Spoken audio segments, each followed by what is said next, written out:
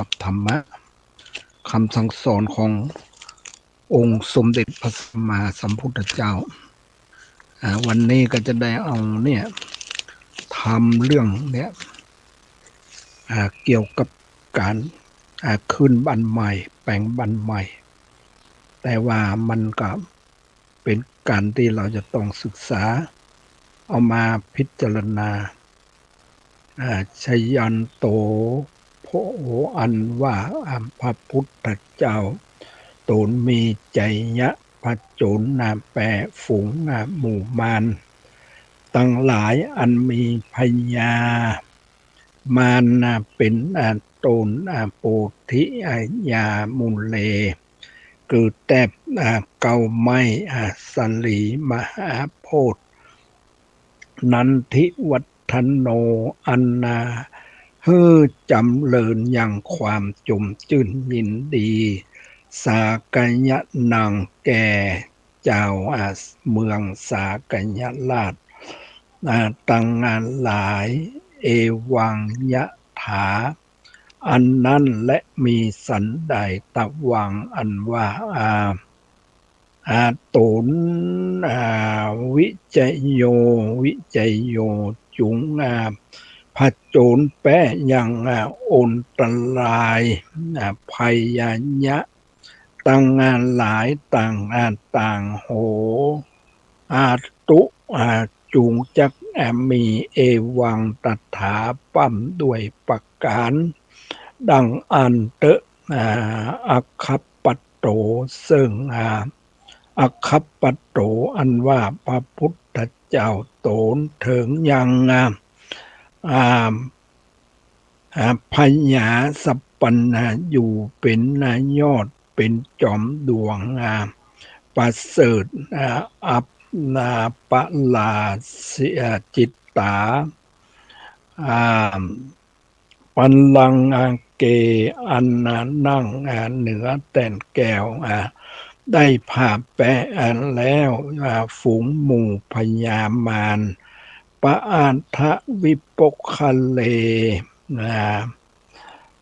เหนือใบบัวคือแผ่นดินสีเสเป็นประธานแห่งปัทวีตั้งหลายอันว่าที่อันนั้นก็เป็นที่อุดมและอภิเสเกคือว่าเป็นที่อภิเษกสัพพอุทธานังแห่งพระพุทธเจ้าตั้งหลายปะโมทัตติก็จมจื่นยินดียะถาอันนั้นและมีสันใดตะวังอันว่าต้านจะยะสุจุงชนะพระโจรแปะยังภัยยะอนตลายตั้งหลายต่าง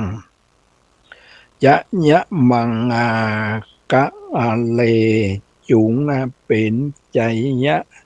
มงโคนอันยิ่งเตสุนักขัดต่างซึ่งนักขัดตันเลิกอันดีสุมังกลังอันเป็นมังกละดีอันประเสริฐ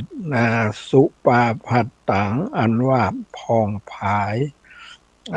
สายงามสุหุทิอันต่างอันว่าคืนต่างแห่งอารุณก็ดีสุขโน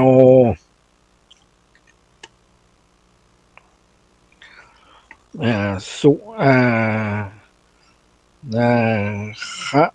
โนอ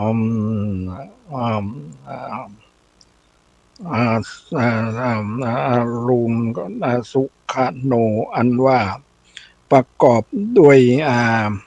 อันประกอบไปด้วยคณะอันนาดีสุแอมมุหุโตจะลีอันนาว่ายามนาน้อยนึ่งก็ดีสุยิถังอันนาว่าการปูจาสักการก็ดีพระอันบูชาสักการพระพรหมจาริสุอันนาว่าปุกละผู้ปฏิบัติเป็นพรหมจาริยะนักบวชก็ดีอันว่าความดีมี8ประการฝูงงานนี้หากใด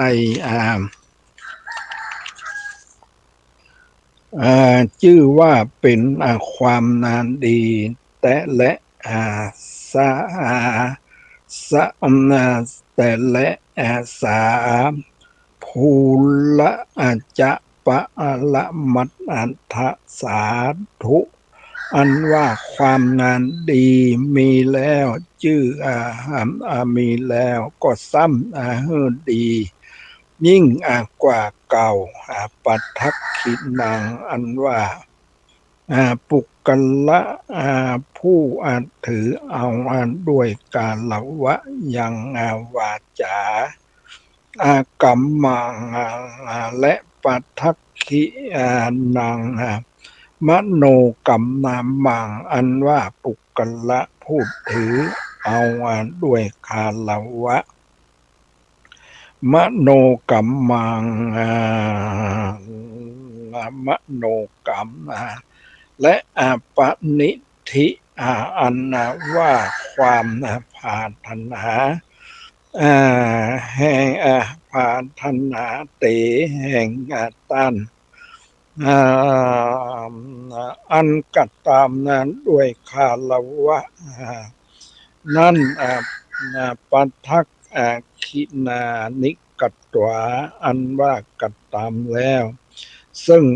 กามตังหลายอันกัดตามด้วยคาละวะนะ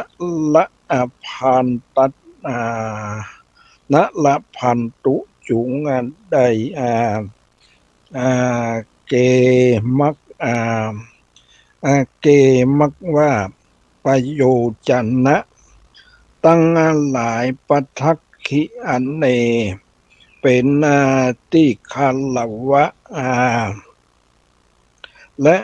ตุมเหอันว่าตั้นตั้งหลายศรัทธาได้อัตถะซึ่งประโยชนะสุขิอันตาจุงเป็นสักเป็นสักขวิลุนะฮะจุงบานนางงามและจำเลินไปด้วยอนุภาวะแห่งพระพุทธเจ้าอโลกาจุงหายจุงหาพญาธิบทใดสุขิอันตาจุงเป็นสุขโหทะจุงมีสหะด้วยสัพเป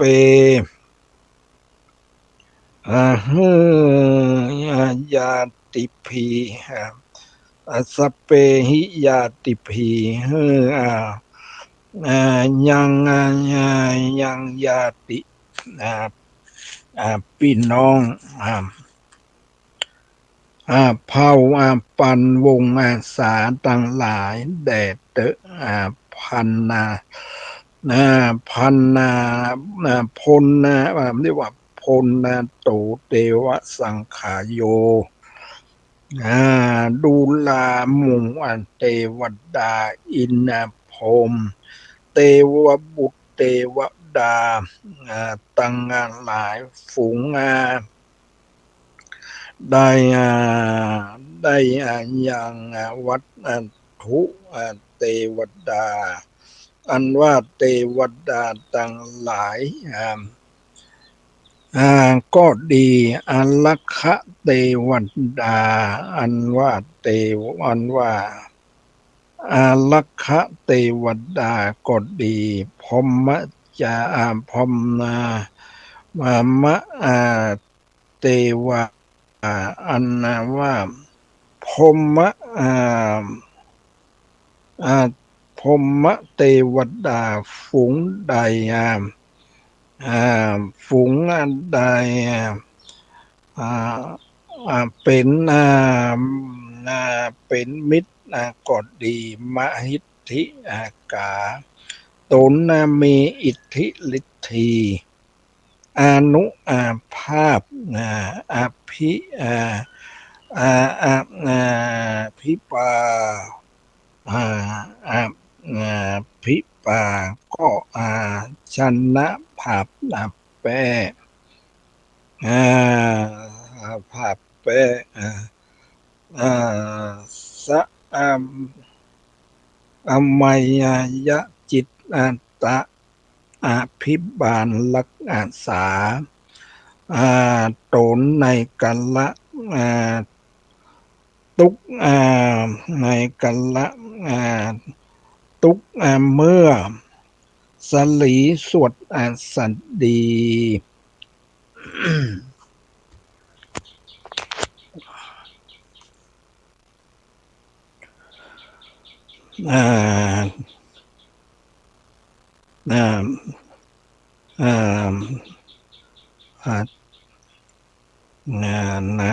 สลีสวดสัตดีสิทธิจยยะลาภา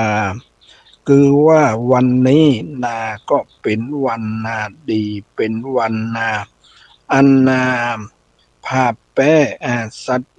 ตูเป็นวันสัพพัญญูได้นั่งแต้นแก้วภาพแปะแล้วยังหมู่ลิโปนมานบัดนี้หมายมีเครือสองเครือเจ้าได้พร้อมกับด้วยลูกเต้าพี่น้องหลานเหลนจุโคนก็มีเอกสันตะจื่นเจยบานปาโมดก็ได้ปลูกสร้างอย่างเรือนแก้วหลังงามคือบัวละมวลจุจุแห่งบัดนี้คือเจ้าตั้งสองก็ได้ตกแต่งตามกองตามกองบัดนี้คือวัดนี้คือเจ้า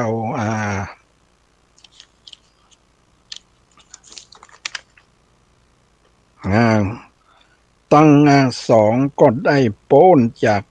ฝูงทุลีละอองมาจากเหยื่อแล้วคือว่าปางเมื่อสองเครือเจ้าได้อยู่กลุ่มน้อยศูนย์กับดินก็เป็นทุกข์ยากลำบากคือว่าเป็นทุกข์ด้วยเป็ดไก่หากกวนคุยส่วนสลีที่นอนมุ้งหมอนก็เป็นอันเป็นอันหลังเป็นอันหลังหยาบเป็นอัน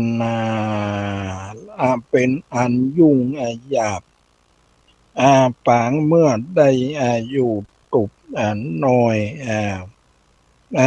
กับดินอันนั้นใดก็บ่ดังใจมีแต่มีแต่มดหายและเลือกลิ้นยุงก็มาตอมนั่นไตฝากฝาอันนั้นใดก็หมดก็หมดบ่ใหม่จำเป็นที่ลุงลังบอดดีนึ่งก็หยาดบึดนึ่งก็ปังบ่อ่าแปะระวังตังมดและปวกก็มาตายมาค่ำลาวีจับลังตีก็มอกปอดดีใจนอกปอดดีใจสันน้อยปางเมื่อได้อยู่ตุบน้อยกับดินได้ความทุกข์แต่ทรายจับลังเตื้ออันจับลังเตื้อนั้นก็จับลังเตื้อนานฝนก็ตก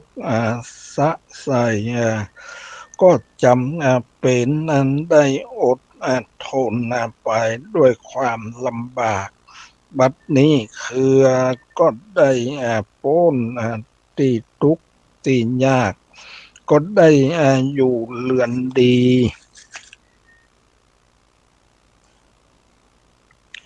อันนาว่าคาวาเยาวเรือนหลังนี้นาก็เป็นปางปัดจุบานจุจอดก็บ่ได้เป็นที่เสียงสุดยอดได้อยู่เรือนดีส่วนอัจจะในวันนี้ก็เป็นวันดีสลีใจยะโจกวันนี้ก็เป็นวันอุอัตมะโยกยิ่งกว่าวันและยามตั้งหลายส่วนอันนาว่าดิษฐีอันว่าดิษฐีก็หมดสายวันไตก็หมดปอดนักขัดตะเลิกก็ได้จอมยอดมหาธนาชื่อว่านาลักคนาก็ตั้งอยู่ลายสีเหนือปฐวีก็มาสีใสวิโรธเป็นวันที่พระพุทธเจ้าเกิดมาโพธิมาโพธิฝูงสัตว์เป็นวันพญาจักรวรรดิเกิดมาเป็นเจ้าแก่โลกเป็นวันพญาโศกสร้างมหาวิหารเจ้า84,000 หลังเป็นวันที่พระมหากัสสปะและพระมหาอนันตะได้ได้มหาอนันตะและอรหันตาก็แลกสังขายนาธรรมบ่ให้สังขยธรรมและวินัยเป็นวันที่เทวดายื่นปันถวายดอกไม้คำให้แก่จา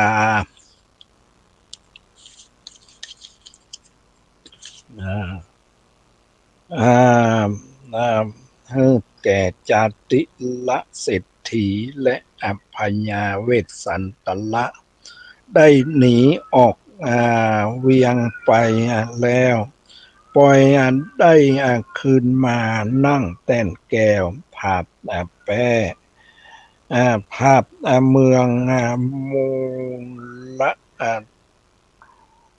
ตุกกตะกัตตำอาการบุญบอกแล้วเทวดามาอ่ามาอุดมาอุดหนุนจูช่วยบ่ให้ตกถอยกำสมปานให้ได้ถึงราชการเจ้าตังสองปู่ย่าเท่าอ่ปลูกแปลงเรือนสองตีนเจือนแอวก็ได้เป็นเจ้าแก่ไพ่ฟ้ามนถีทันันใจเศรษฐีได้สมบัติสมบัติคืนสมบัติดีสมบัติคืนแต้นก่อเทวดากึดต่อคนผานลวดกำสมปานเหินได้เข้าของอันมากจูงเฮือสมดังกำปากมังกันละกล่าวจีจุอ่านแดดเตออาจจะในวันนี้ก็เป็นวันดีเป็นวันสลีใจยะโจกเป็นวันอุตตมะโยกเนืองนองฝนแก้วตกลงโถมถองในเวียงเจตุรนครเมื่อก่อนโตนกันละโตนกันละพึกภาพพรเกิดกลางเมืองปลาณสีสัปปาวาคำหนีเสียตาเก่าเล่มเล่มสางเปล่าไปแล้วปล่อยเต็มคืนมาค่าจ่ายไปไถนาได้ก้อนขีดถ่ายหน่อยใหญ่เกิดเป็นคำตั้งมวลตุกกัตตะไปสร้างสวนและแปลงไร่ไปได้ไปได้นางแก้วแก่นไทยมาเอาไว้กำจูโตนลวดป้นจากกังวลทุกสิ่งฝูงหมู่พี่น้องลิงไหลมาล้อมพี่น้องมาตอมมาสู่มีหมู่มิตรแก้วและสหายดีเข้าของมีเหลือจ่ายใครได้อันนั้นใดก็อันใดด้วยง่ายเหมือนจ่ายมีงัวควายหลายเต็มคอกมีลูกเต้าออกเต็มเรือนมีความสุขจำเริญเสียงตี้ฝูงหมู่เคาะลายบ่มาค่ำขาลาวีควายทอละปีชนะแก่ป้อพญา อ่าอินห้างศึกต่อชนะแก่ไอสวนพญามารผู้ใจอาหารหัดห้าวจริงเอาเต้นแก้วพระพุทธเจ้าภาพแป้แล้วฝูงหมู่พญามารอ่านกใส่แปะจ้างสารตัวก้า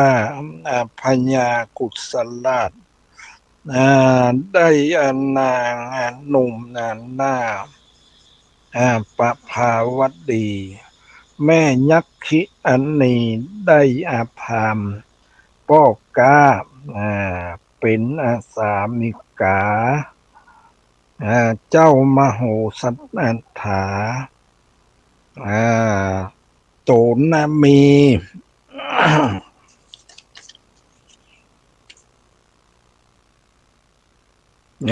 อนุภาพแป้คนใจบาปชื่ออ่าชื่อเกวะตะพามเกวัตพามอ่านะอ่าอันพญาอินได้นางหนุ่มเนาเอาไปเป็นเมียก้าวเตวีชื่อว่านางสุจดาก็วันนี้ยามนานี้แตะดินหลีวันนานี้ก็เป็นวันสลีใจยะภาวะอันประเสริฐปลูกต้นกล้วยกลายเป็นกลายเกิดเป็นเครือคำฝังเสาเรือนกลายเกิดเป็นลำแก้วญาติจากสวนได้นางจุมป่าคำงามแอวแล้วไปไว้เป็นลูกแก้วนอบุตรตีเจ้าจารีกับนางจุมปีได้ขุมคำแดงดีที่กลางสวนไล่ที่กลางสวนไล่นางจุมนางจุมคานางจุมนางจุมคำได้พ้นจากตาสะใหญ่ตาสะใหญ่ก็เพื่อเจ้ามหาวงศ์ปดปล่อยรับเอากับทิพยาธรไปหลังไปหลังไปลูนลวดได้มาเป็นกู้เลียงหมอนซ่อนผ้าเป็นภริยาเมียมิ่งแก้วอันว่าวันนี้แม่นว่าเข้าของเงินคำออกไปออกไปแล้วก็จักปอบขึ้นมาคือว่าเป็นวันเทวดาวันเทวบุตรและเทวดาจักจักมาฝันโจกเป็นวันพญาอโศกแปะชนะหมูสัตตูพามป้อมหมองูได้ดอกไม้คำแก่พญานาควิปกคันละปัดหนีจาก หนีจากหนีจากยักษ์มาสู่เจ้าวัลกิตติกาเจ้าเมืองจำปา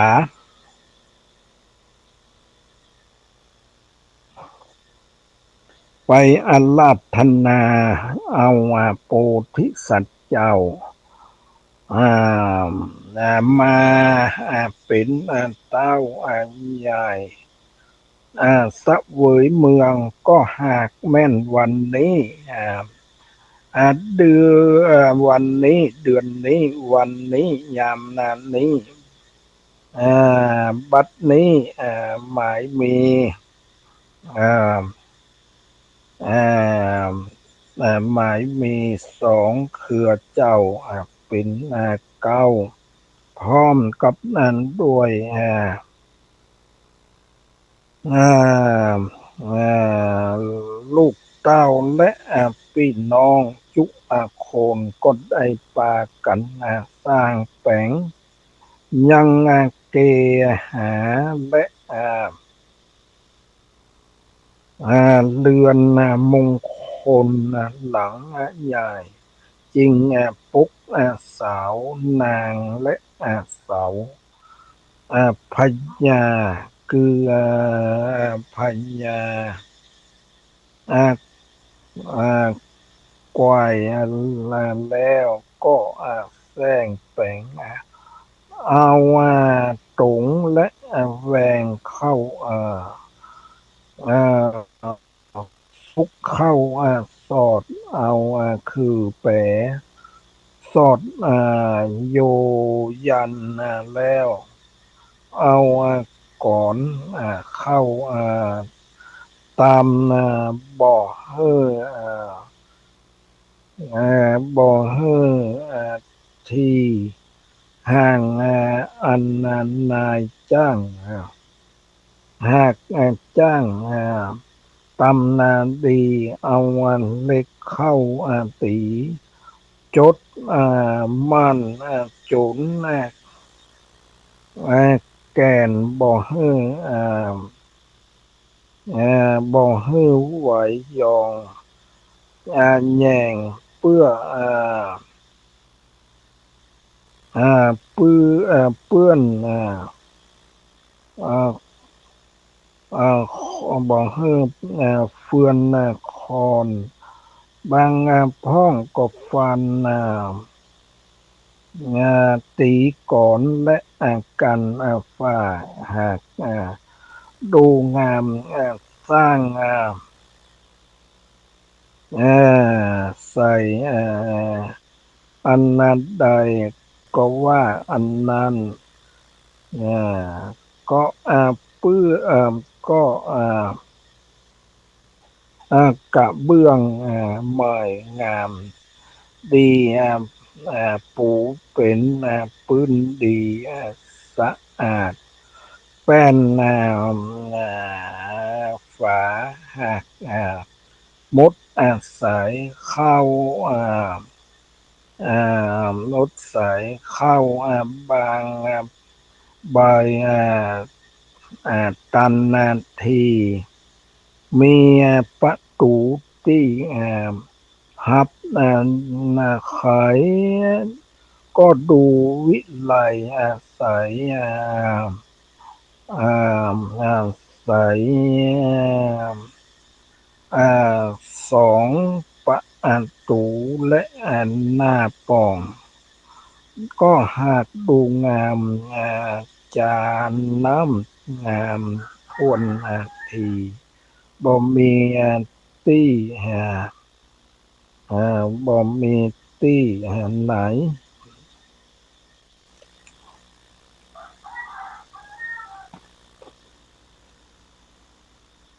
อ่าตั้งคันนาใดที่ลงและที่ขึ้นก็มดสายเป่งมุกสายเป่งลึงดูลุ่งเรือง อะไรมีตังเรือนไฟและตีอ่าสวกตีสวยก็งามพับค่อยตีอ่าหลังหากดูงามมันขันอ่าตั้งด้านเหนือและด้านใต้ด้านใต้สีมือสลาอ่จ้างไม้ก็ดูหมดใหม่ใสดีฝูงโคนกันละกินนีใจบาปอ่าก็อย่าได้มาใกล้เพื่ออ่าสัก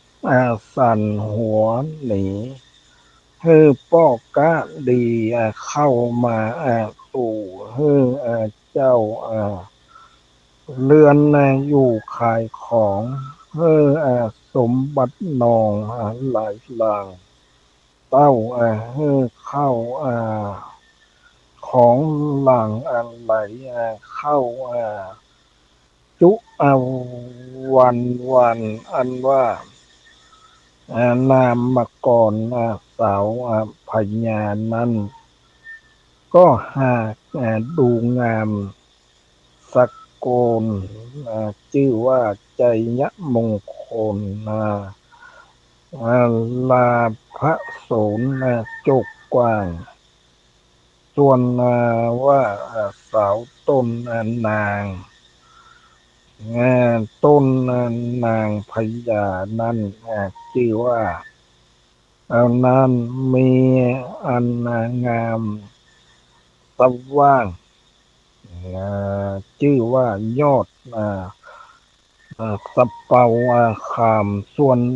สาวบริวารอ่าบริวารกว่านั้นก็ชื่อเหมือนกันเล่มหนึ่งชื่อว่าเอกอ่างหลังวันศัตรูหันบ่มาไกลได้เลได้เล่มหนึ่งชื่อว่าขึ้นไ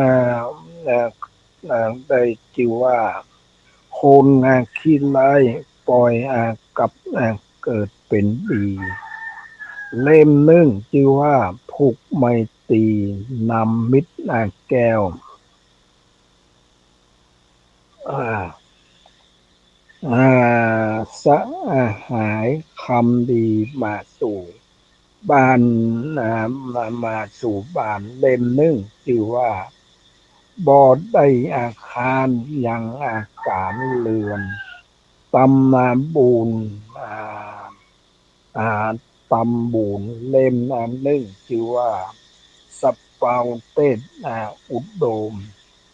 ดีผ่องแผ้วเล่มหนึ่งชื่อว่าจิตตมณีต้นแก้ว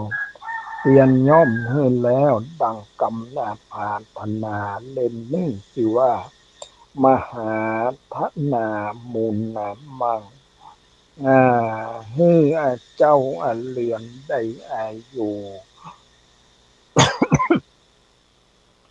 สร้างเสวยสุขบ่มีความทุกข์และอุบาทโอนตลายเล่มหนึ่งชื่อว่ามหาเตจะใจยาใจยาพองแผ่วเตียนย่อมแป้แล้วฝูงหมู่โลกาอาพัทธาบ่มาไก่ได้บ่มาไก่ได้เล่มหนึ่งชื่อว่าบริโภคโภคามีบ่อไล่บ่อตุกสุขไม่ด้วยต่างผานเล่มหนึ่งชื่อว่าสุมิตร ตะบานจมจื้นย่อมเฮือเจ้าเรือนหูมหืนหูมหืนด้วยยัตสะบริวารเล่มนึ่งจือว่าสลีวันนะบัวบานเฮือเจ้าเรือนได้อยู่สุขสำราญจมจื้นมีคำปันเงินหมื่นหลวงหลายสร้างเข้าเปลือกหลายจะสร้างเข้าเปลือกหลายอ่เยียโล้นเฮือมันฮือมันเตี้ยงเต้าบอกขาดอ่าบอกขาดบกบางฝูง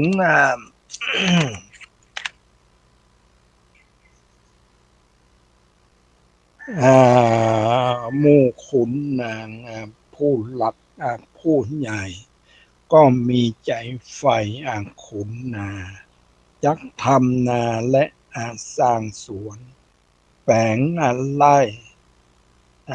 ก็ลือก็เฮือมีต้นก่อใหญ่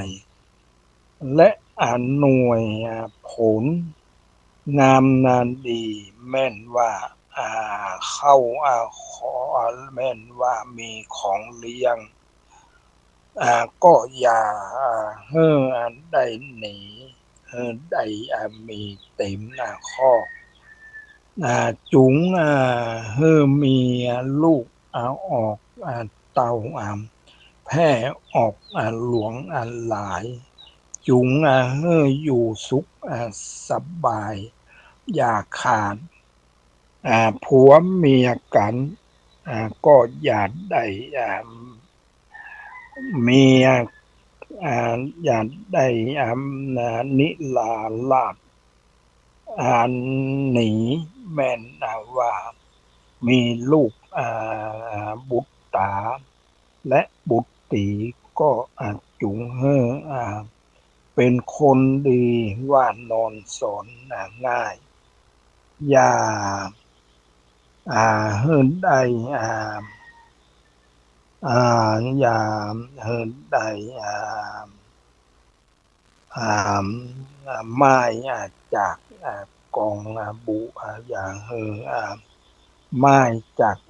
กองบูนจุงเฮือเป็นสัพปุริสะโคนผู้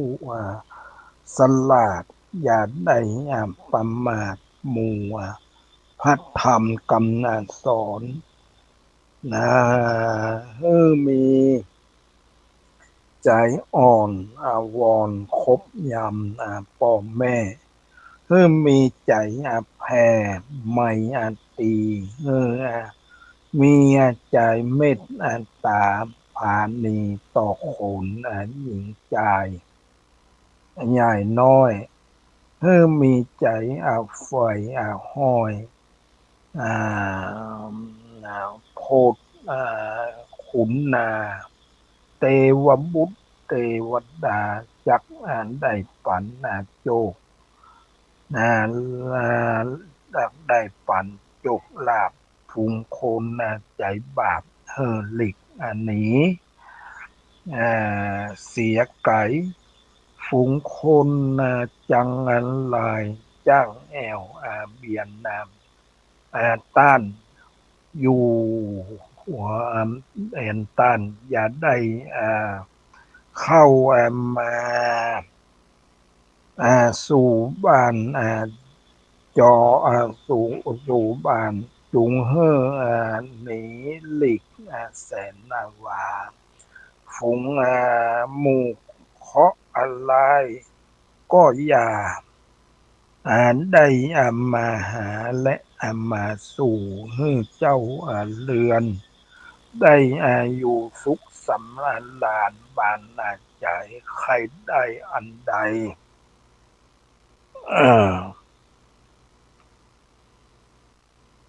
ก็ฮือสมดังใจหวังจุจุประการอย่างฮือมีใจญาณตั้งตั้งตั้งเหยื่อกองบุญฮือใจญาณตั้งเหยื่อกองบุญฮือได้อุดหนุนกำจูศาสนาไปทุกวันทุกเมื่อได้มีใจฝังเชื่อในพุทธศาสนาเรือนหลังนี้วิเศษเป็นเรือนแก้วเต็ดมงคลเป็นเรือนก้ำจูโตนใจกว้างเป็นที่อวดอ้างอวดอ้างว่าเรือนมีอวดอ้างว่าเรือนดีมีตามบาลีกล่าวไว้ว่าใจยะสิทธิทานังลาพังโสติปะขยังสุขขังพลังสิริอายุจะวันโนจะโพขังวุธีใจยัสสวาสตาวัสสาจะอายุจะสีวาสิทธิพระวันตุอันเตดังนี้และนิทธิตากิยาอันกล่าวเทศนายังมังกละกัตถาเกหาด้วยอันย่ออันนาแควบอันนักปราชญ์เจ้าหากเทศนามาก็บังคมสมเด็จเสด็จอันนี้เนี่ยธรรมเนี่ยมังกละเรียกว่ามังกละคืนเหือนใหม่แต่ว่ามันจะไข่ยาวหน่อยหนึ่งแต่ว่าจะได้ก็เป็นนั้นดีเป็นคำสอนดีนะอันนี้กันปลูกสร้างแปลงเรือนหรือว่าแปลงแล้วก็นั่นอยู่รักษาให้มันดีบ่ให้ไอ้นั่นต่างๆบ่ให้อันตรายอย่างมันเกิดขึ้นเนี่ยเราต้องให้มันอยู่อย่างสุขสบายนะครอบครัวก็มีแต่บ้านเดือดร้อนมีแต่ความร่มเย็นอย่างผู้คนก็ถ้าได้อ่านฟังธรรมเนี่ยจะว่าแล้วก็รวมว่าเป็นว่าธรรมเคหาพิเศษก็ว่าได้ทำให้คนที่อยู่อาศัยก็มีความนั้นมีความสุขความสบายอันนี้เป็นจะว่าแล้วก็เป็นเป็นเรียกว่าเป็นเป็นเคหาพิเศษก็ว่าได้หรือว่าเป็นทำขึ้นบ้านใหม่นะอันนี้เราก็ต้องเอามาพิจารณาการจะปลูกจะสร้างไอ้หยังแล้วก็ให้มันเป็นนั้นเป็นสิ่งที่ดีอย่างที่ได้เอามาเทศนานี้แต่ทำเนี่ยบางอย่างที่เราเนี่ยจังเอาไปเทศกันนะทำขึ้นบ้านใหม่ก็ไอ้นี้ทำในใจยะมงคลขึ้นบ้านใหม่ก็ดีทำศาลากลิวิจาสูตรก็ดีทำโลกาวุธิก็ดีทำต่างๆเนี่ยมันก็สอนไว้ให้เราเนี่ยได้เอามาพิจารณาแล้วก็เนี่ยเราเนี่ยเรา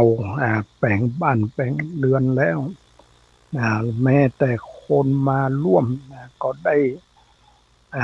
ยินได้ฟังแล้วก็ได้จุ่มจื่นยินดีแล้วก็ได้เอาไปประพฤติปฏิบัติอันนี้ก็เป็นเรียกว่ามงคลนะเรือนคือว่าสมัยก่อนนี้นะเปิ้นจะแปลงเรือนเนี่ยเปิ้นก็มีการนั่นอยู่เดี๋ยวปลูกเสามงคลก็นั่นก็นี่เปิ้นก็จะเอานะเอาตุเจ้าก็ไปทำพิธีปลุกเสามงคลอย่างนี้นะอันนี้อันนี้ก็เพื่อว่าเป็นสิริมงคลกับบ้านกับจองอันนี้การแต่งเรือนเนี่ยสมัยก่อนนี่มันเพิ่นจะบ่ได้จ้างอย่างสมัยบัดเดี๋ยวนี้นะเพิ่นจะแปลงเรือนหลังนั้นไปช่วยกันอ่าคนนั้นก็ช่วยคนนี้ก็ช่วยเนี่ยอ่าถ้าแปลงเขาไปช่วยเขาแล้วเขาก็มาช่วยเราเนี่ยต่างคนต่างตบแต่งกัน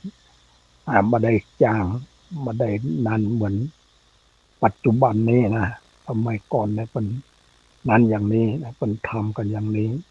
แม้แต่ปลูกนาอิหยังต่างๆเนี่ยนาอย่างต่างๆเพิ่นก็บ่ได้จ้างนะเพราะว่าได้ช่วยกันไปวันนี้ไปปลูกนาคนนั้นวันนี้นั่นไปปลูกนาคนนี้ช่วยกันอย่างนี้เป็นการงานใหญ่นี่เราจะต้องอาศัยคนนะต้องช่วยกันถ้าบ่ช่วยกันเนี่ยมันทำคนเดียวมันนานแล้วนะอันนี้คนโบราณเพิ่นอยากนั่นอย่างนี้แหละการปลูกบ้านปลูกเรือนนะอย่างแปลงบ้านแปลงเรือนเนี่ยนาเนี่ยสวนนะอย่างอันนี้ก็ต้องช่วยกันเผื่อแผ่ซึ่งกันและกันอันนี้ก็เป็นการที่ว่ามันดีนะมันเป็นการดีช่วยกันออกแรงนะสมัยก่อนคนสมัยก่อนน่ะเพิ่นเพิ่นนั้นดีนะเราจะมาสังเกตได้เนี่ยที่เราเนี่ยได้มาอยู่ที่บ้านบ้านห้วยทรายตรงนี้นะรู้สึกว่าก็นั้นดีนะเพิ่นก็เพิ่นก็เอาแบบสมัยก่อนแบบโบราณอะหยังเอามาเนี่ยแต่งเรือนแต่งอะหยังแล้วก็จะว่าเนี่ยนาก็อย่างเนี่ยนาก็ลงช่วยกันเนี่ยนากันแต่ว่าบัดเดี๋ยวนี้มันจะว่าคือว่าความนั้นมันคืบคลานมานะความอย่างมันคืบคลานมาบางทีเราก็ไปเนี่ยเอาตังค์นอกไปเอาตังค์นอกเข้ามาบ่ได้เอาตังค์ใดออกสิ่งที่มันดีอยู่แล้วเราก็ควรที่จะรักษาความดีเอาไว้อันนี้แล้วไปเอาต่างหันไว้ต่างนอกมันดีกว่าอย่างนั้นอย่างนี้แต่จริงแล้วสิ่งที่เรามีอยู่เราเคยดันอยู่ปู่ย่าตายายเคยทำมาอย่างใดเราก็ต้องนึกถึงความดีของเปื่อนไว้แล้วเป็นจะเป็นที่ดินที่เดินในอย่างต่างๆเนี่ยที่มีอยู่นะคนมาเก่าเปิ้นมีความคุ้มครองนะเปิ้นคุ้มครองที่ความอิหยังให้กับลูกกับหลานได้สืบสืบมาเนี่ยคนต่างว่าเนี่ยเปิ้นคนเก่าๆเนี่ยเปิ้นมีความคิดกว้างขวางเนี่ยเพื่ออ่าอ่ามีตี้หยังให้ได้ลูกหลานสืบต่ออันนี้ก็เปิ้นบางทีเพิ่นก็ถือเอาเนี่ยคำสอนขององค์สมเด็จพระสัมมาสัมพุทธเจ้าเนี่ยแหละอย่างคำว่าอุนะอะกาอุอะกะสะเนี่ย อุก็คืออุทธนะสัมปทาความขยันหมั่นเพียรก็คืออารักขะสัมปทาคือการรักษาเนี่ยการรักษาเข้าของอย่างต่างๆอันนี้เรียกว่าอารักขะสะก็คืออุอากะเนี่ยกะก็คือกัลยาณมิตรนะเป็นมิตรที่ดีนะมีความเอื้อเฟื้อเผื่อแผ่ซึ่งกันและกันเนี่ยนะแล้วอุอากะสะก็คือสัมมชีวิตาการใจจ่ายพอสมควรใดเต่าใดก็ควรจกจ่ายไปตามตีใดบ่ฟุ่มเฟือยนักบ่ฝืดเคืองนักอันนี้ถ้าเรามีนะ